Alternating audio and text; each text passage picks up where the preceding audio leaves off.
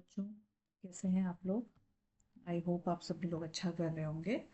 तो आज का जो हमारा टॉपिक है बच्चों वो है ट्रांसलेशन। ठीक है, तो लास्ट हमारा टॉपिक था ट्रांसक्रिप्शन। देन उसके बाद फिर हमने ट्रांसक्रिप्शन पढ़ लिया है, कंप्लीट हो चुका है हमारा। ठीक है, तो अब जब ट्रांसक्रिप्शन हमने पढ़ा फिर जेनेटिक कोड भी पढ़ा हमने। ठीक है, देन थोड़ा सा म्यूटेशन के बारे में भी हमने समझा। फिर हम आगे आए हैं अब ट्रांसलेशन के ऊपर। ठीक है ना, तो ट्रांसक्रिप्शन में क्या था, जो डीएनए था उससे एमआरएनए बनता है। ठीक है, अब वही जो एमआरएनए है उस एमआरएनए से अब प्रोटीन सिंथेसिस होगी, यानी कि अब आगे की कहानी चलेगी। तो ये उसी का अगला स्टेप है। ठीक है, तो इसी को हम थोड़ा सा समझेंगे। तो होता क्या है एक्चुअली में, जो एमआरएनए होता है, अभी इस पे भी आएंगे। ठीक है, तो अब हम बात करते हैं राइबोसोम में काम होता कैसे। एक्चुअली होता क्या है, मैं थोड़ा सा आपके स्ट्रक्चर को बता देती हूँ, थोड़ा सा समझा देते हैं। तो सबसे पहले होता क्या है कि जैसे हमने ट्रांसलेशन की बात करी है, तो फिर हम आएंगे प्रोसेस पे। पहले हम एक चीज़ को समझते हैं।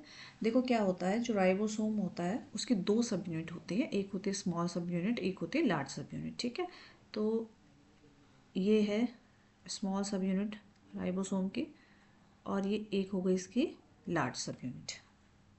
ठीक है, अब यहाँ पर ये जो लार्ज सब यूनिट है इसमें तीन साइड्स होती हैं। ठीक है, थोड़ा सा मैं स्ट्रक्चर के बारे में बता दे रही हूँ। तीन सब यूनिट होती है, जिसमें जो पहली सब यूनिट है, एक दो तीन पार्ट होते हैं इसके। ठीक है, जैसे इसको हम बोलते हैं एक्सेप्टर ए। ठीक है, फिर पी, देन ई, तीन साइड हो गई इसमें। ठीक है, तो जो ए है इसको हम क्या बोलते हैं, एक्सेप्टर। ठीक है, इसको हम क्या बोलते हैं, एक्सेप्टर। इसको हमने क्या बोला, एक्सेप्टर साइट। ठीक है, यानी कि कोई भी नया जो टीआरएनए है, मतलब कोई भी अमीनो एसिड जिसको टीआरएनए लेकर आएगा वो यहाँ पर लेकर आएगा। ठीक है, देन दूसरी हो जाती है आपकी पेप्टाइडल साइट, इसको हम बोलते हैं पेप्टाइडल साइट। ठीक है, तीसरी हो जाती है आपकी एग्जिट साइट, यानी कि यहाँ से बाहर निकाल दिया जाएगा इसको। ठीक है, ये हो गई एग्जिट साइट। तीन साइटें हो गई इसकी। अब होता क्या है, ठीक है भाई, ये इसकी लार्ज सब यूनिट हो गई, ये स्मॉल सब यूनिट हो गई। अब इसके बीच में क्या होगा, एक डीएनए की सीक्वेंस भी होगी।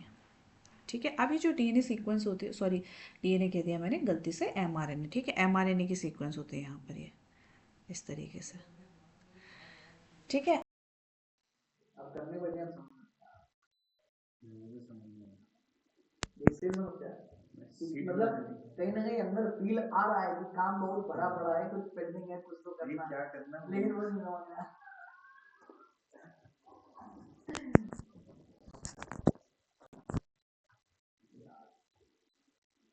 अच्छा हाँ, देखो याद आ गया भाई, वो करते हैं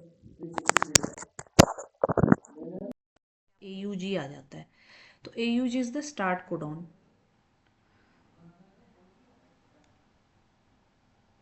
ठीक है, इससे बना लेते हैं कि भाई देखो एक सीक्वेंस है ये, एमआरएनए सीक्वेंस, और यहाँ पर लगे हुए आपके नाइट्रोजनस बेस, तीन तीन का कोडॉन होता है। एंड देन सपोज यहाँ पर AUG है। ठीक है, अब AUG स्टार्ट कोडॉन है, तो यहाँ पर ही हेलो, बहुत नमस्कार। अरे यार बहुत सी बता दी, 360 जो फीडबैक है टॉपिक आपको चाहिए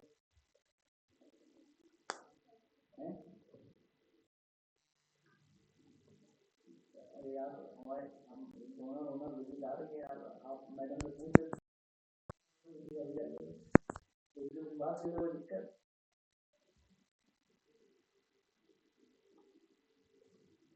सर पर्सनल देने को दिक्कत हो रही ना। थैंक यू या फिर जो भी हमने किया है इसी को समझ लेते हैं। चलिए, यूकैरियोट और प्रोकैरियोट दोनों के केस में हम इसको समझेंगे, क्योंकि दोनों में थोड़ा सा डिफरेंस है। ठीक है, दोनों में थोड़ा क्या है, डिफरेंस है। ठीक है, अब जैसे मैंने ये बात करी, मैंने आपसे कहा कि ये एक, अरे 360 तो एक्चुअली हम लोग को भरना ही नहीं है, वो तो मैनेजर लेवल का है। हमें जो अपना भरना है वो मैनेजर लेवल का है।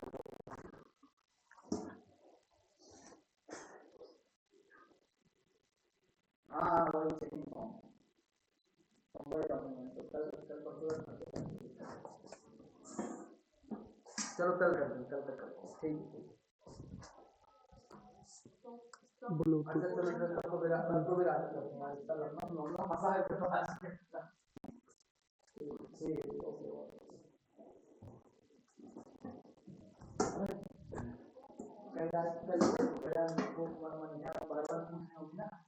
कितने आ गए नॉर्थ से, कितने बचे कितने आ गए, तो वो उसको अपडेट देना पड़ रहा है कि इतने बचे कितने आ गए, मतलब नाम वाइज नहीं है, प्रोजेक्ट वाइज ओवर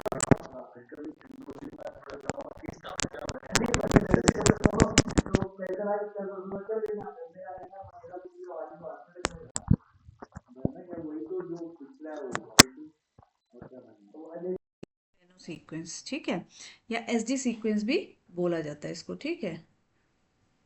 इसको बोला जाता है शाइन डेलगेनो सीक्वेंस या फिर एसडी सीक्वेंस भी बोलते हैं, सीक्वेंस, ठीक है। ये हो गया। अब यहाँ पर ये जो साइन डेलगेनो सीक्वेंस है ये आएगी और ये किससे कनेक्ट होती है, जो स्मॉल सब यूनिट होती है आर ये राइबोसोम के उससे, ठीक है। और यहाँ इसके ऊपर फिर लार्ज सब यूनिट आएगी, ठीक है। और बीच में यहाँ पर ये एमआरएनए रहेगा, ठीक है। क्या होगा इसी वाली में नाना मेरा कनेक्ट थोड़ी सी आ रही, फिर पता नहीं क्यों चल जा रही। दूसरे वाले से करो ना,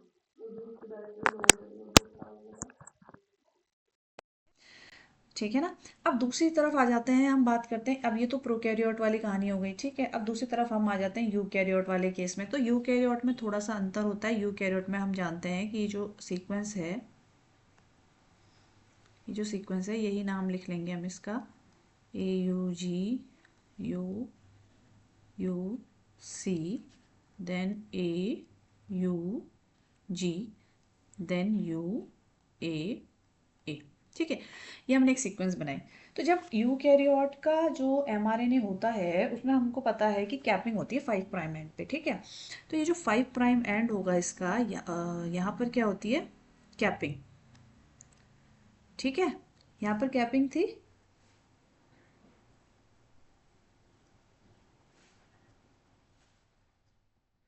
यहाँ पर कैपिंग प्रेजेंट होती है और लास्ट में क्या होती है, पॉली एडिनाइलेशन होती है ना, पॉली ए टेल, ऐसे ये पॉली ए टेल थी उसमें, ठीक है। तो जो यूकैरियोट का जो एमआरएनए रहेगा उसमें क्या होती है, एक तो 5 प्राइम एंड पे कैपिंग होती है और जो 3 प्राइम एंड होता है वहां पर क्या होती है, इसकी पॉली ए की टेल होती है, ठीक है। पॉली एडिनाइलेशन टेल होती है यहाँ पर। और फंक्शन भी हमें पता है कि जो ये टेल होती है ये हेल्प करती है इसको कहाँ से, जो न्यूक्लियस है उससे बाहर आने में, ठीक है ना, ये हमें पता था। तो अब क्या होता है, जो ये वाली सीक्वेंस होती है यानी कि जो पॉली ए वाली जो सीक्वेंस है और ये जो कैप वाली सीक्वेंस है, इसको हम बोलते हैं UTR। इसको हम क्या बोलते हैं, UTR, ठीक है। यानी कि अनट्रांसलेटेड रीजन, क्या बोलते हैं इसको हम, अनट्रांसलेटेड अनट्रांसलेटेड रीजन, ठीक है बच्चों। क्यों, क्योंकि ये चीज़ को ट्रांसलेट नहीं किया जा सकता, ठीक है। ये ट्रांसलेट नहीं होती, ट्रांसलेट रहेगी जो ये वाली सीक्वेंस होती है एमआरएनए की, इसी का ट्रांसलेशन होता है, इनका और इनका ट्रांसलेशन नहीं होता है। इसीलिए इन सबको क्या बोलते हैं, अनट्रांसलेटेड रीजन कहते हैं। और वहीं अगर हम इसके शाइन डेलगेनो सीक्वेंस की बात करें तो ये भी ट्रांसलेट नहीं हो सकती, तो ये भी क्या है, अनट्रांसलेटेड रीजन रहेगा, ठीक है। ठीक है, तो सेम इसमें भी क्या होगा, सेम चीज़ हो गई। यहाँ पर स्टॉप कोडॉन लगा हुआ है, तो स्टॉप कोडॉन लगा हुआ है इसका मतलब यहाँ पर आके सीक्वेंस क्या हो जाएगी, रुक जाएगी। इसके आगे बाद प्रोटीन की सिंथेसिस नहीं होगी, यहीं तक रहेगी, ठीक है। और दूसरा यहाँ पर स्टार्टिंग कोडॉन लगा है तो ये इसी की तरह राइबोसोम यहाँ पर आके चिपकेगा इससे, ठीक है, स्टार्टिंग पोजीशन पे। यानी कि जो पहला टीआरएनए होगा वो मिथ्योनाइन यहाँ लेकर आ जाएगा इसको, ठीक है, स्टार्ट कोडॉन को पढ़ के रीड करके, ठीक है। ठीक है ना। अब आ जाते हैं इसमें, इसके पहले स्टेप में। अगला स्टेप जो है ये तो बेसिक चीज़ है कि भाई ट्रांसलेशन में एक्चुअल में होता क्या है, कि एक एमआरएनए की सीक्वेंस होगी, वो जो राइबोसोम है उसकी स्मॉल सब यूनिट पे जाती है, वहाँ पे शाइन डेलगेनो सीक्वेंस होता है जिस वजह से ये एमआरएनए फिक्स हो जाता है, फिर लार्जर सब यूनिट उसके ऊपर आती है। देन इसमें 3 साइट होती हैं जो कि मैंने अभी आपको बताई, एक्सेप्टर, ठीक है, and then P, then exit E, ठीक है, APE ये साइट रहती है जिसमें धीरे धीरे अमीनो एसिड्स ऐड होते रहते हैं, ठीक है ना। अब ये होता कैसे है इसी को हम थोड़ा सा समझते हैं, ठीक है।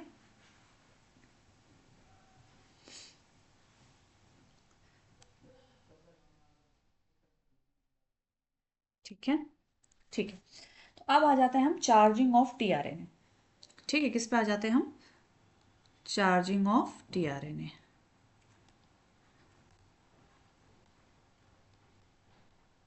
चार्जिंग ऑफ टीआरएनए का, टीआरएनए के स्ट्रक्चर को भी हमने पढ़ा था। तो टीआरएनए का जो बेसिकली काम रहता है वो ये रहता है कि वो अमीनो एसिड्स को लेके आता है। ठीक है, तो अब होगा क्या कि जो टीआरएनए है उसकी चार्जिंग, अब इसका मतलब क्या है, यानी कि उसमें अमीनो एसाइलेशन भी बोलते हैं इसको। ठीक है, चार्जिंग ऑफ टीआरएनए को क्या बोलते हैं? अमीनो एसाइलेशन भी बोलते हैं। ठीक है, अमीनो एसाइलेशन भी कहा जाता है इसको, चार्जिंग ऑफ टीआरएनए को। ठीक है, तो इसमें होता क्या एक्चुअली में, ये जो अमीनो एसिड है, जो भी अमीनो एसिड है, इसको हम क्या करेंगे, किससे ऐड कर देंगे? इसमें हम एटीपी ऐड कर देंगे। ठीक है, एटीपी ऐड कर देंगे, तो ये जो एटीपी ऐड होता है इसमें, तो ये जो अमीनो एसिड है ये क्या हो जाता है? एक्टिव हो जाता है। तो ये क्या बन गया आपका? Active amino acid. तो अमीनो एसिड क्या हो गया है? एक्टिव हो गया है। ठीक है, ये तो हो गया पहला स्टेप कि अमीनो एसिड में आपने एटीपी जोड़ दिया, देन ये अमीनो एसिड क्या हो गया? एक्टिव हो गया। अब दूसरा, ये जो एक्टिव है, अब ये फर्स्ट स्टेप है इसका अभी। फिर दूसरे स्टेप में क्या होगा, ये जो अमीनो एसिड एक्टिव हुआ है इसके साथ हम क्या कर देंगे, इसमें हम टीआरएनए ऐड कर देंगे। टीआरएनए को हम इसमें ऐड कर देंगे। तो जब टीआरएनए इसमें ऐड होगा तो ये क्या बन जाएगा आपका? चार्ज्ड टीआरएनए बन जाएगा, charged tRNA.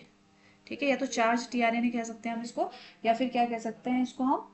Amino acyl tRNA. ठीक है, या तो चार्ज टीआरएनए बोलेंगे या फिर अमीनो एसाइल टीआरएनए। ठीक है, ठीक है, ये तो 2 स्टेप प्रोसेस होती है। ठीक है, तो कहने का मतलब क्या है कि अगर ये टीआरएनए है तो यहाँ पर ये जो अमीनो एसिड है इसके ऊपर, ये सपोज टीआरएनए है, ये शेप मैंने ऐसे बना दी इसकी इस तरीके से, तो इसके ऊपर क्या है, ये अमीनो एसिड लगा हुआ है। अब ये अमीनो एसिड कैसा हो गया? चार्ज्ड हो गया। समझ रहे हो? तो ये चार्जिंग का मतलब क्या है, एटीपी कहने का मतलब क्या है? तो ये एटीपी के प्रेजेंस की वजह से क्या हो जाता है, ये एक्टिवेट हो जाता है। इसको एक्टिवेट करने के लिए ये किया जाता है। ठीक है, जिस वजह से ये क्या हो जाएगा, ये जो इसके ऊपर, जो ये टीआरएनए के ऊपर जो अमीनो एसिड लगा हुआ है, ये क्या हो जाएगा आपका? चार्ज हो जाएगा। और जब ये दूसरे टीआरएनए के कांटेक्ट में आएगा, जिसके ऊपर ऑलरेडी एक मॉलिक्यूल है और ये भी चार्ज्ड है, ठीक है, तो जब ये दोनों एक दूसरे के कांटेक्ट में आएंगे तो इनके बीच में क्या हो जाएगा? पेप्टाइड बॉन्ड बनना शुरू हो जाएगा। ठीक है, इस वजह से इसकी चार्जिंग करी जाती है। ठीक है, तो अभी हम थोड़ा इसको स्लाइड में समझते हैं। तो ये देखिए, इसमें लिखा हुआ है एक्टिवेशन ऑफ अमीनो एसिड। ठीक है, तो ठीक है, 20 टाइप के अमीनो एसिड हैं। ठीक है, और हर अमीनो एसिड के लिए क्या होता है? अलग होता है। ठीक है, मतलब अलग टीआरएनए काम करेगा उसके लिए। ठीक है ना, तो यहाँ पर क्या देखो, अमीनो एसिड, ठीक है, सबसे पहले देखो अमीनो एसिड लिया हुआ है, ये अमीनो एसिड लिया है, इसको एटीपी के साथ ऐड किया। जो एंजाइम काम किया था वो था अमीनो एसाइल टीआरएनए सिंथेटेस। ठीक है, ये एंजाइम था जिसने इस पर वर्क किया था। अमीनो एसाइल एएमपी बना था, जिसको मैंने एक्टिवेट क्या बोलते हैं, एक्टिव अमीनो एसिड बोला था। ठीक है, तो ये कॉम्प्लेक्स बना था। ठीक है, फिर सेकेंड स्टेप में क्या होगा, ये वाला पहली चीज़ जो बनी थी, फिर जो अमीनो एसाइल एएमपी बना हुआ है इसको हम क्या करेंगे? टीआरएनए के साथ ऐड करेंगे, यानी कि ये क्या है आपका? एक्टिव अमीनो एसिड है। ठीक है, ये है एक्टिव अमीनो एसिड, इसको हमने ऐड कर दिया टीआरएनए के साथ। तो जो कॉम्प्लेक्स बना वो क्या बना? अमीनो एसाइल टीआरएनए कॉम्प्लेक्स बना। और इसी को हम क्या बोलते हैं? इसी को हम क्या बोलते हैं? चार्ज टीआरएनए भी बोलते हैं। ठीक है, क्या बोलते हैं इसी को हम? Charge tRNA. ठीक है, अब ये ठीक है, तो देखो, now amino acid tRNA moves to the ribosome for the protein synthesis. तो अब ये काम करने के लिए तैयार है, तो इसी को क्या कहा जाता है? चार्ज टीआरएनए कहा जाता है। ठीक है,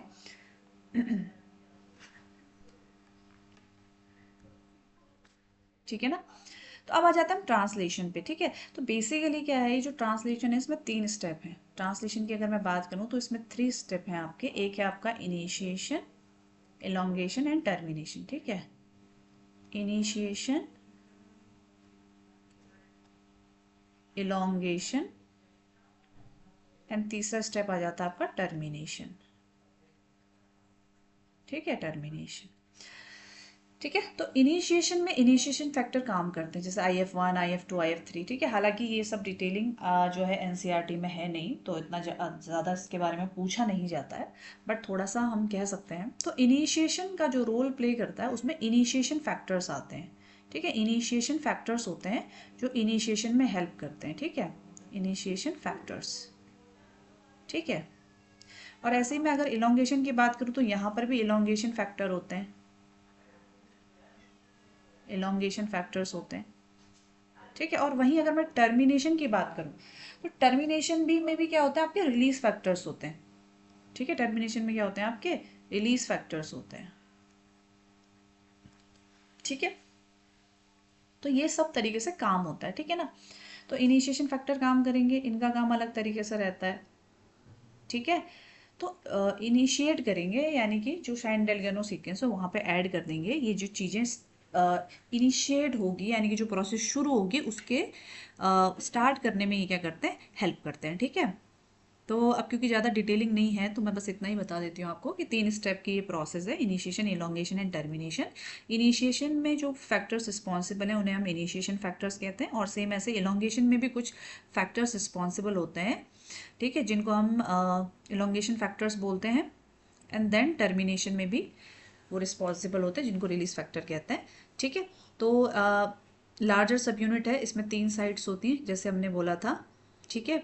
peptidyl site, amino acid site और ई साइट। ठीक है। यानी कि इसकी सीक्वेंस इस तरीके से रहती है, A P and then E exit site. ठीक है। ये 3 साइटें प्रेजेंट रहती हैं। ठीक है। ठीक है। अब आ जाती है स्टार्टिंग की कहानी। अब इस प्रोसेस को जब हम समझेंगे कि प्रोसेस हो कैसे रही है, तो यहाँ पर वैसे इन्होंने डायग्राम दिया तो हुआ है, कोशिश करते हैं इसे समझाने की, देन आएंगे हम। तो देखो ये आपको दिख रही है इसकी, मैं अपने तरीके से भी समझा दूंगी फिर आपको उसको। तो आई थिंक पहले मुझे लगता है मैं ही बता देती हूँ, देन फिर इस डायग्राम के ऊपर आएंगे। ठीक है। ठीक है बच्चों, फिर आते हैं इस डायग्राम के ऊपर। हम्म। ठीक है। तो सबसे पहले हम क्या करेंगे कि हमने कहा भाई भाई एक सीक्वेंस है। ठीक है। ठीक है। तो ये एक mRNA की सीक्वेंस में बनाती हूँ आपके सामने। एक सेकेंड, हाँ।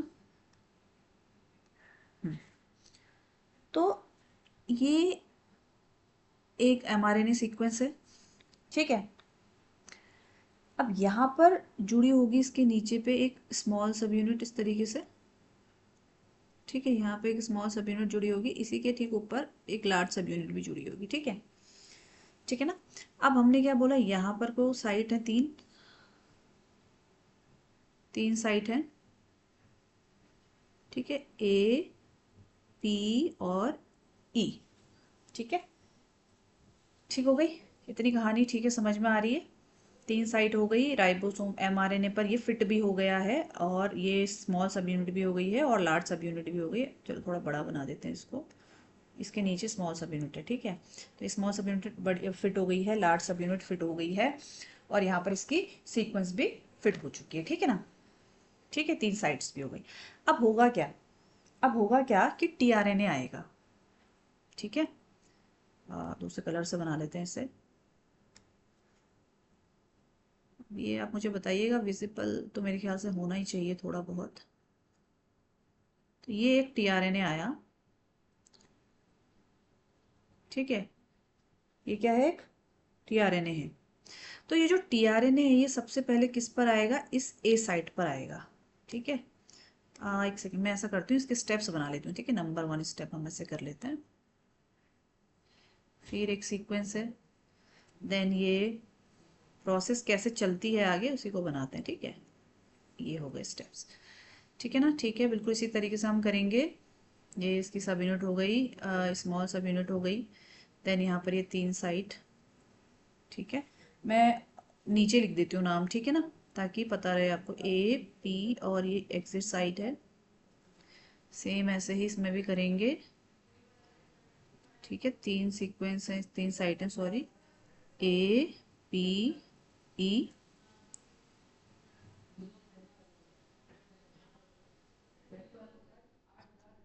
ए P E.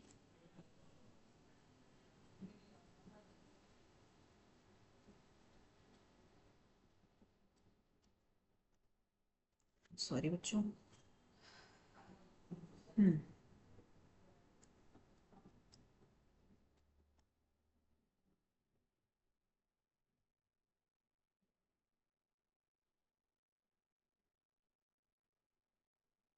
A P E. ठीक है। तो पहला अमीनो एसिड आएगा, ठीक है। अब ये पहला अमीनो एसिड आया, ये कहाँ चला गया, ठीक है, एक्सेप्टर साइट पे चला गया, ठीक है। ए साइट पे चला गया, एक्सेप्टर साइट पे चला गया। तो अब जब ये एक्सेप्टर साइट पे चला गया है तो यहाँ पर ऐड हो जाएगा, ठीक है। तो ये कलर यही वाला ले लेते हैं हम, ये शायद, हाँ ठीक है, ये कलर है। ये आया है इधर पे और ये एक्सेप्टर साइट पे चला गया, तो यहाँ पर ये इस तरीके से ऐड हो जाएगा, ठीक है। ये ऐड हो गया, ठीक है। इतनी कहानी आपको समझ में आई कि पहला टीआरएनए आया और अपने साथ किसको लेके आई, चार्ज टीआरएनए, यानी कि इसके साथ अमीनो एसिड भी जुड़ा हुआ है, ठीक है। तो वो आया और इस जो एक्सेप्टर साइट है यहाँ पर आके लग गया है, ठीक है। यानी कि कोई भी टीआरएनए जब अमीनो एसिड को लाएगा तो यहीं पर कनेक्ट होगा, ये और साइट के साथ इसकी एफिशिएंसी नहीं है, यहाँ पे आके जुड़ेगा ये, ठीक है। तो इतना समझ में आया ना। अब क्या होगा, ये जो मॉलिक्यूल है, क्योंकि अभी तो ये अकेला ही है, ये ट्रांसफर हो जाएगा किस पे, इस पी साइड पे। किस पे ट्रांसफर हो जाएगा, पी साइड पे ट्रांसफर हो गया, ठीक है। तो अब इसको हम किस पे बनाएंगे, इस पी साइड पे बना लेंगे हम इसको। कहाँ पर बना लेंगे इसको, पी साइड पे बना लेंगे।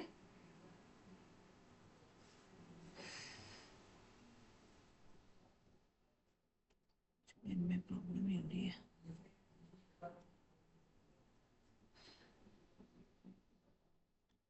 ठीक है। तो ये पी साइड पे आ गया है, ठीक है। अब ये पी साइड पे ट्रांसफर हो गया तो ए साइड फिर खाली हो गई, ठीक है। पी साइड पे ट्रांसफर हो गया, ए साइड फिर खाली हो गई है।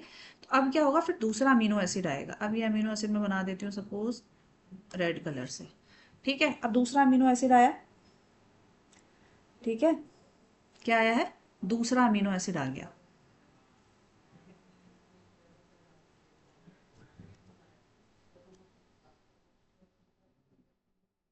ये दूसरा अमीनो एसिड आ गया, मतलब दूसरा टीआरएनए आ गया जो अमीनो एसिड को लेकर आ रखा है। अब ये रेड कलर का बना दिया हमने, ठीक है, ठीक है। ये ब्लू कलर का हो गया पहला अमीनो एसिड, और दूसरा किस कलर का हो गया, रेड कलर का हो गया, ठीक है ना। तो अब यहाँ तक तो ठीक है। अब क्या होगा, ये दो हो गए, तो इन दोनों, ये दोनों क्या है, चार्ज है, चार्ज है, तो इन दोनों के बीच में क्या हो जाएगा, पेप्टाइड बॉन्ड बन जाएगा, ठीक है। इन दोनों के बीच में बॉन्ड बनेगा। अब जब इन दोनों के बीच में बॉन्ड बनेगा, ठीक है, तो क्या होगा, ये इधर ट्रांसफर हो जाएगा और ये एग्जिट साइड पे आ जाएगा, ये वाला, ठीक है। तो ये जो ब्लू वाला है ये कहाँ आ जाएगा, एग्जिट साइड पे आ जाएगा, ठीक है। अब इसके ऊपर ये खाली टीआरएनए बचा, इसके ऊपर अमीनो एसिड नहीं है अब, ठीक है। तो अब क्या हुआ, ये यहाँ पर चला गया। अब जो रेड वाला है वो आ जाएगा पेप्टाइडिल साइट पे, ठीक है। यानी कि जो बीच में है यहाँ पर कौन सा आ जाएगा, रेड वाला आ जाएगा। और इसके ऊपर जो दूसरा अमीनो एसिड लगा हुआ है वो कौन सा है, ब्लू लगा हुआ है इसके ऊपर, ठीक है, ठीक है। इसके ऊपर क्या लगा हुआ है, ये ब्लू लगा हुआ है, ठीक है। इतना मेरे ख्याल से आपको समझ आ रहा होगा। अब ये क्योंकि टीआरएनए फ्री हो गया है तो यहाँ से ये एग्जिट साइड से बाहर निकल जाएगा, ठीक है। अब सेम ऐसे ही, क्योंकि ए साइड खाली हो गई है, तो ए साइड खाली होगी तो यहाँ पर फिर एक और हम्म,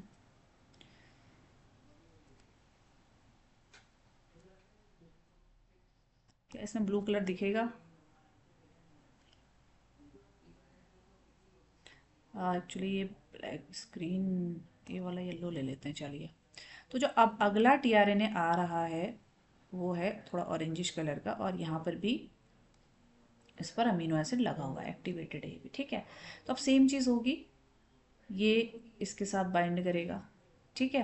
अब ये इसके साथ बाइंड करेगा तो ये रेड वाला कहाँ पे आ जाएगा, अब ये इसके साथ बाइंड करेगा तो ये वाला कहाँ पे आ जाएगा, ऑरेंजिश वाला, ये आ जाएगा आपकी पेप्टाइडल साइड पे, और इसके ऊपर है येलो, ठीक है।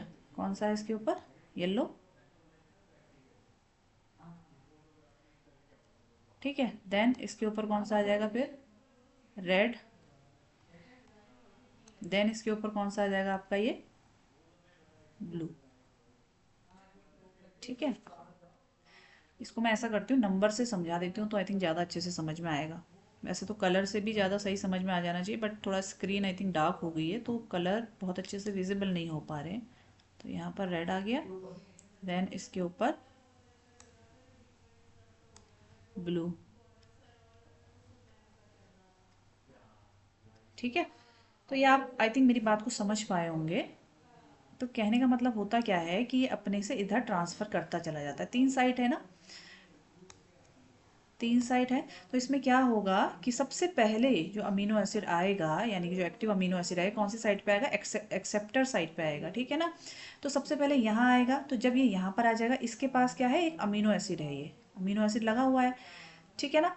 तो अब ये यहाँ से इस एक्सेप्टर साइट से कहाँ चला जाएगा? पेप्टाइडल साइट में आ जाएगा, ठीक है। इधर पेप्टाइडल साइट पे आ गया, पोजीशन चेंज होगी, देखो यहाँ आया तो ये पेप्टाइडल साइट पे आ गया, ठीक है, आ गया।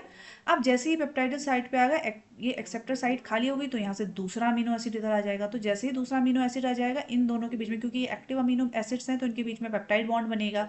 तो पेप्टाइड बॉन्ड बनेगा जैसे ही, तो यहाँ से ये मॉलिक्यूल इसमें ट्रांसफर हो जाएगा और ये इधर आ जाएगा, ठीक है। बॉन्ड बनेगा, ये इधर चला गया, इसका मॉलिक्यूल जो अमीनो एसिड था वो यहाँ इस पे ट्रांसफर हो गया, और ये इधर एग्जिट साइड पे आ गया। तो इसमें आप देख सकते हैं ये एग्जिट साइड पे आ गया है, और ये जो ब्लू वाला था अमीनो एसिड वो कहाँ गया? रेड वाले के ऊपर ट्रांसफर हो गया, ठीक है। और ये पेप्टाइडल साइड पे आया, और सेम ऐसे ही फिर, क्योंकि ए साइड खाली हो गई तो अगला अमीनो एसिड इधर आ गया, ठीक है ना। फिर इसी तरीके से ये दोनों इधर शिफ्ट हो जाएंगे। तो अब जैसे ही ये दोनों इस पे शिफ्ट हुए, ये पेप्टाइडल साइड पे आ गया, ये तीन तीन अमीनो एसिड इसमें आ गए, ये पॉलीपेप्टाइड चेन बननी शुरू हो गई। तो यहाँ से एग्जिट साइड से दूसरा निकल जाएगा, यहाँ फिर जगह खाली हो गई तो नया अमीनो एसिड आएगा, फिर जुड़ेगा यहाँ पर को। तो इसी तरीके से ये सीक्वेंस क्या होती है? चलती रहती है, चलती रहती है, ठीक है। तो जब क्या हो जाएगा, अब ये सीक्वेंस आगे बढ़ते चली जाएगी, क्योंकि यहाँ पर क्या लगे हुए हैं? नाइट्रोजनस बेसिस लगे हुए हैं, जो कोडॉन, अब फिर वही कोडॉन वाली स्टडी की 3-3 कोडॉन का वो पढ़ता चला जाएगा, और ये जो राइबोसोम में धीरे धीरे क्या होता चलेगा? आगे को बढ़ता चला जाएगा। तो ये जब पूरी रीड हो जाएगी, तो यहाँ कहीं जहाँ पर भी इस चेन को रुकना होगा, इस प्रोटीन की सिंथेसिस को खत्म होना होगा, वहाँ कहीं पर क्या होगा? आपका स्टॉप कोडॉन लगा होगा। तो जहाँ कहीं पर भी स्टॉप कोडॉन लगा होगा, वहाँ तक जाने के बाद ये प्रोसेस रुक जाएगी, क्योंकि स्टॉप कोडॉन के लिए कोई टीआरएनए नहीं होता है, ठीक है। तो वहाँ पर कोई टीआरएनए नहीं आएगा। तो जैसे ही ये स्टॉप सीक्वेंस के पास पहुंचेंगे, कोई टीआरएनए नहीं आएगा, टीआरएनए आना बंद हो जाएगा। तो जब टीआरएनए नहीं आएगा, तो इनको ये सिग्नल मिल जाएगा कि भाई अब हमें प्रोटीन की सिंथेसिस रोक देनी है, ठीक है। तो ये इस प्रोटीन सिंथेसिस को रोक देंगे, और यहाँ पर काम करते हैं आपके रिलीज फैक्टर, ठीक है। यहाँ पर कौन काम करते हैं? आपके रिलीज फैक्टर, ठीक है, ठीक है ना। रिलीज फैक्टर काम करते हैं। फिर ये क्या करेंगे? जो राइबोसोम्स की सब यूनिट्स हैं, इनको भी अलग अलग कर देंगे, ठीक है। तो अब इसको थोड़ा सा इसमें जाते हैं, जो डायग्राम आपके सामने बना हुआ है, ठीक है। तो अभी इसमें आप थोड़ा अच्छे से समझ पाएंगे इसमें, ठीक है। ये देख सकते हैं, ठीक है। देखिए 3 साइट है इसमें, ये रही ई साइट, ये है पी साइट, और ये है ए, ठीक है ना। तो क्या हो गया? सबसे पहले जो मॉलिक्यूल आएगा, इधर A1 लिखा हुआ है, यानी कि पहला अमीनो एसिड है, और ये AA2 लिखा है, यानी कि अमीनो एसिड 2, ठीक है। ये अमीनो एसिड 1, ठीक है। तो होगा क्या कि सबसे पहले टीआरएनए आया, तो ये टीआरएनए क्या आया? एक अमीनो एसिड को लेकर आया था, ठीक है, लेकर आया था, और वो कहाँ शिफ्ट हो गया? इस पेप्टाइडल साइड पर शिफ्ट हो गया है, ठीक है। तो यहाँ इसको जोड़ दिया गया था। तो यहाँ पर ये जो पेप्टाइडल साइड होती है, इसमें धीरे धीरे अमीनो एसिड जुड़ते चले जाते हैं, और एग्जिट साइड से ये निकलता चला जाता है, ठीक है। तो यहाँ आप देख सकते हैं ये पेप्टाइडल साइड है, ठीक है। तो यहाँ जुड़ेगा, फिर यहाँ से ट्रांसफर होगा, ये तीनों इसमें चले जाएंगे। ये तीनों अमीनो एसिड कहाँ जुड़ गए? इस पे जुड़ गए। ये यहाँ एग्जिट साइड पे आएगा, तो ये इस जगह पर आ जाएगा, ठीक है। फिर आपकी एक्सेप्टर साइड खाली हो जाएगी, तीनों आ गए। फिर ये सेम ऐसा ही होगा, जो पेप्टाइडल वो इधर आ जाएगा, और ये वापस इधर शिफ्ट हो जाएगा, ठीक है ना। फिर एक्सेप्टर साइड खाली होगी। तो इसी तरीके से क्या बनेगा? जो राइबोसोम है, यहाँ से आपने बुक में देखा होगा, इस तरीके की पॉलीपेप्टाइड चेन लटकती हुई नजर आती है आपको, ठीक है, इस तरीके से, ठीक है ना। तो इसमें सारे के सारे अमीनो एसिड जुड़े रहते हैं, ठीक है ना। तो जब स्टॉप कोडॉन आएगा और ये चेन रुक जाएगी, यानी कि यहाँ पर को ट्रांसलेशन खत्म हो जाएगा, ठीक है ना, ठीक है। ये देख सकते हैं आप, इसमें ये दिया हुआ है एग्जिट साइट, और ये पॉलीपेप्टाइड साइट दे रखी है। यहाँ पर देख सकते हैं आप 1 2 3 4 5 अमीनो एसिड यहाँ पर जुड़े हुए हैं, ठीक है। तो ये 5 अमीनो एसिड की पेप्टाइड चेन है, ठीक है ना, ठीक है। फिर टर्मिनेशन होगा। टर्मिनेशन में हमने क्या बोला है? नॉनसेंस कोडॉन, यानी कि स्टॉप कोडॉन हेल्प करेंगे हमारी, ठीक है। और ये जो रिलीज फैक्टर होते हैं ना, ये रिलीज फैक्टर 1 2 3, ये हेल्प करते हैं हमारी इन सब यूनिट्स को अलग करने में, ठीक है बच्चों। तो आई थिंक आपको इतना ट्रांसलेशन का जो प्रोसेस है ये समझ में आया होगा, ठीक है। ठीक है ना। आप थोड़ा सा और आगे बढ़ाते हैं इसको। अगर आपके कोई क्वेश्चन रहेंगे तो बच्चों आप पूछ सकते हैं, ठीक है। अगर मान लो नहीं आपको कोई समझ में आया या कोई डाउट है तो आप पूछ सकते हैं, ठीक है। ठीक है ना। तो अब अगला क्वेश्चन है आपका, the process of translation of mRNA to proteins begins as soon as, यानी 2022 का क्वेश्चन है। तो इसमें पूछा है कि जो ट्रांसलेशन है mRNA का वो प्रोटीन में कब कितना फास्ट होता है, ठीक है ना, मतलब कब शुरू होता है। The process of translation of mRNA to proteins begins as soon as, ठीक है, मतलब शुरू होता है, वो कब शुरू होता है। The tRNA is activated and the larger सब unit of ribosome encounters mRNA, क्या ये सही है। द स्मॉल सब unit of ribosome encounters mRNA, the larger सब यूनिट नहीं, लार्जर सब यूनिट नहीं होती है, और दूसरा बोथ सब यूनिट भी नहीं है। तो इसका आंसर रहेगा आपका ये वाला सेकेंड वाला, कि जो स्मॉल सब यूनिट होती है जब वो एनकाउंटर करती है mRNA पे, क्योंकि शाइन डेलगैनो सीक्वेंस हमने देखा था ना, उसमें थी और स्मॉल सब यूनिट पे थी और वो mRNA से आके कनेक्ट करती है, ठीक है। तो ये इसका करेक्ट आंसर होगा, ठीक है बच्चों। अब आ जाते हैं हम रेगुलेशन ऑफ जीन एक्सप्रेशन पे, ठीक है। रेगुलेशन ऑफ जीन एक्सप्रेशन, ठीक है, यानी कि अब जीन को एक्सप्रेस करना है अगर, तो उस समय पर, ठीक है। पहले तो हम ये चीज़ समझते हैं कि जो आपका प्रोकैरियोट है और यूकैरियोट है उनमें होती क्या चीज़ें हैं, मतलब एक तरीके से देखा जाए तो क्या डिफरेंस है, ठीक है। हम क्या कर रहे हैं, रेगुलेशन ऑफ जीन एक्सप्रेशन, ठीक है।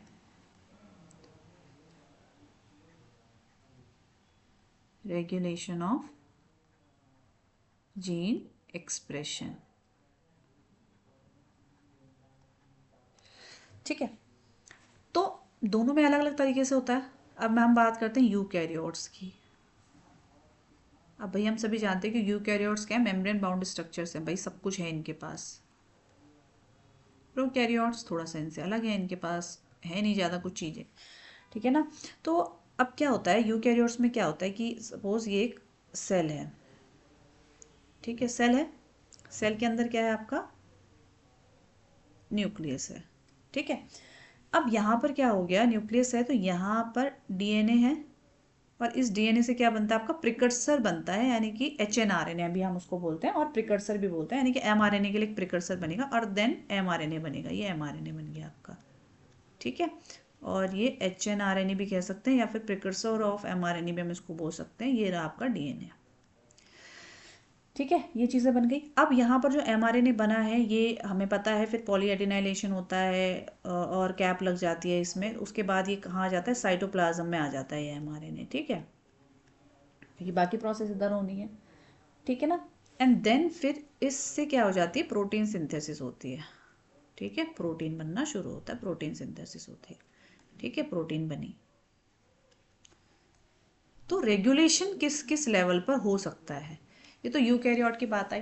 लेकिन वहीं अगर मैं प्रोकैरियोट की बात करूं तो प्रोकैरियोट में तो चीज़ें इतनी ज़्यादा है नहीं ना इस समय। इसमें क्या है कि डीएनए बन रहा होता है इसका प्रोकैरियोट में, ठीक है, और फिर एमआरएनए भी बनता है, और साथ में क्या प्रोटीन भी बनती है, ठीक है।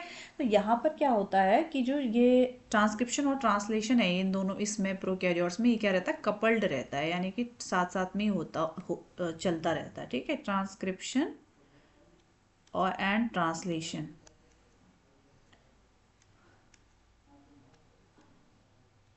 Transcription and translation are coupled, ठीक है, क्या है ये, कपल्ड है, मतलब साथ साथ में चल रहा होता है, ठीक है। तो यहाँ पर बस यही है यहाँ पर कि ये चीज़ अलग है कि डीएनए से एमआरएनए बन रहा है, ये थोड़ा अलग है। और यहाँ पर ये चीज़ें कई बार है कि डीएनए से पहले प्रिकर्सर बनेगा, देन उससे फिर दूसरा बनेगा, फिर यहाँ से इसमें आएगा तो इस फिर प्रोटीन बनेगी। तो यहाँ पर अलग अलग चीज़ें हैं, अलग अलग प्रोसेसेस है। यूकैरियोट में क्या है, थोड़ा कॉम्प्लिकेशन है, ठीक है, यूकैरियोट में क्या है, थोड़ी सी कॉम्प्लिकेशन है, ठीक है। तो ट्रांसक्रिप्शन लेवल पे हो सकता है कि जो पहला प्राइमरी ट्रांसक्रिप्ट बन रहा है, ठीक है, फिर प्रोसेसिंग लेवल पे हो सकता है, प्रोसेसिंग होती है ना। अब भाई ये है पहला ट्रांसक्रिप्शन लेवल, डीएनए से एचएनआरएनए बन गया या प्रिकर्सर बन गया, लेकिन अब जो प्रिकर्सर बनता है एचएनआरएनए उसमें क्या रहता है कि एक्सॉन्स भी होते हैं और इंट्रॉन्स भी होते हैं, फिर उसमें स्प्लाइसिंग होती है, फिर उससे मैच्योर एमआरएनए बनता है, ठीक है। अब फिर mRNA ट्रांसपोर्ट होता है साइटोप्लाज्म में, अगर इसकी ट्रांसपोर्टेशन में गड़बड़ हो जाए तो ये नहीं हो पाएगा, या फिर यहाँ से इसके स्प्लाइसिंग ढंग से ना हो तो भी mRNA नहीं बन पाएगा। ठीक है, तो ये सारे ऐसे लेवल्स हैं जहाँ पर इनको रेगुलेट किया जा सकता है। ठीक है, और ट्रांसलेशन लेवल पे भी करा जा सकता है, यानी कि जब mRNA से प्रोटीन बन रहा है तो उस समय पर भी इसको रेगुलेट किया जा सकता है। ठीक है, ठीक है ना। तो आई थिंक ये दोनों में आप अंतर समझ पाएंगे। तो यहाँ पर जो रेगुलेशन है वो क्या है, सिंगल है, मतलब एक लेवल का ही रेगुलेशन है, लेकिन यहाँ पर आप देख सकते हैं तो 4 लेवल का रेगुलेशन आपको देखने को मिल रहा है। ठीक है, अब एक चीज़ और आती है यहाँ पर, monocistronic and polycistronic. Monocistronic and polycistronic. Polycistronic, ठीक है। अब मोनो का मतलब तो हो गया वन से, ठीक है, और पॉली मतलब हो गए बहुत सारे, ठीक है ना। और जो मोनोसिस्ट्रॉनिक है ये किस में देखने को मिलता है आपको, यूकैरियोट्स में। मोनोसिस्ट्रॉनिक किस में देखने को मिलता है बच्चों, यूकैरियोट्स में। ठीक है, और पॉलीसिस्ट्रॉनिक की कंडीशन हमें कहाँ देखने को मिलती है, प्रोकैरियोट्स में। ठीक है, प्रोकैरियोट्स में। ठीक है, अब होता क्या है, सिस्ट्रॉनिक का मतलब क्या हो गया, यानी कि सिस्ट्रॉन का मतलब क्या हो गया। अगर हम सिस्ट्रॉन की बात करें तो सिस्ट्रॉन का मतलब हो गया कि डीएनए का वो फ्रेगमेंट जो किसी प्रोटीन के लिए कोड करेगा, मतलब आगे चल के प्रोटीन बनाएगा, डीएनए का वो हिस्सा जो आगे चल के प्रोटीन बनाएगा, उसी को हम क्या बोलते हैं, सिस्ट्रॉन। तो यहाँ पर हम क्या कह सकते हैं, DNA fragment that codes for a protein, that codes for a protein। ठीक है ना। तो सिस्ट्रॉन का मतलब क्या हो गया, डीएनए का वो हिस्सा जो किसी प्रोटीन के लिए कोड करेगा। अब पॉलीसिस्ट्रॉनिक का मतलब हो गया, जब जो प्रोकैरियोट्स होते हैं ना, उसमें क्या होता है कि एक बार में एक से ज़्यादा जीन एक्सप्रेस होते हैं। ठीक है, मतलब एक से ज़्यादा प्रोटीन बन सकती है। यूकैरियोट्स में ऐसा नहीं होता। यूकैरियोट्स में क्या होता है, एक ही जीन एक्सप्रेस करेगा एक टाइम पर, इस तरीके का रहता है। तो ये डिफरेंस आ जाता है। ठीक है, तो उसमें क्या होता है, वन प्रोमोटर गेट्स, यानी कि जैसे प्रमोटर साइट होगी तो अगर एक प्रमोटर बाइंड करेगा तो उससे बहुत सारे जीन एक्सप्रेस कर सकते हैं। ठीक है, तो पॉलीसिस्ट्रॉनिक में क्या है कि जैसे फॉर एग्जांपल मैं ऐसे बता सकती हूँ आपको कि जैसे ये एमआरएनए बना है, अगर मैं यूकैरियोट की बात करूँ तो इस एमआरएनए से एक ही प्रोटीन बनेगी, लेकिन प्रोकैरियोट में ऐसा नहीं होता। प्रोकैरियोट में क्या होगा, जैसे ये एमआरएनए बना है तो यहाँ पे इसके अलग अलग, जैसे सपोज इसकी प्रमोटर साइट इधर है तो इससे ना 2-3 तरीके की प्रोटीन्स बन सकती हैं, एक प्रोटीन, 2 प्रोटीन, 3 प्रोटीन, इस तरीके से बन जाती हैं। ठीक है ना, तो इसको हम क्या कह सकते हैं, पॉलीसिस्ट्रॉनिक, और इसको हम क्या कहेंगे, मोनोसिस्ट्रॉनिक। ठीक है, ठीक है, इतना समझ में आया बच्चों। ठीक है ना। अब क्या होता है, अब जो जीन है हमने कहा कि वो किसी सेल में एक्सप्रेस करता है किसी पर्टिकुलर फंक्शन के लिए। ठीक है ना। अब जैसे आपकी बुक में भी एग्जांपल दिया हुआ है, जो एनसीईआरटी की आपकी बुक है उसमें दिया हुआ है कि जैसे लैक्टोज है तो एक एंजाइम है बीटा गैलेक्टोसाइडेज। ठीक है, तो अब लैक्टोज है, ठीक है, ये लैक्टोज है, ये लैक्टोज है, ये कन्वर्ट होता है किसमें, ग्लूकोज और गैलेक्टोज में। ये कन्वर्ट होता है किसमें, ग्लूकोज प्लस गैलेक्टोज में,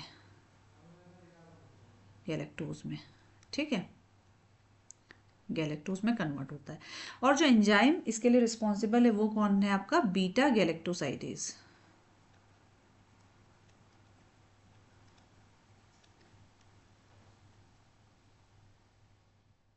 ठीक है, ये एंजाइम रिस्पॉन्सिबल है।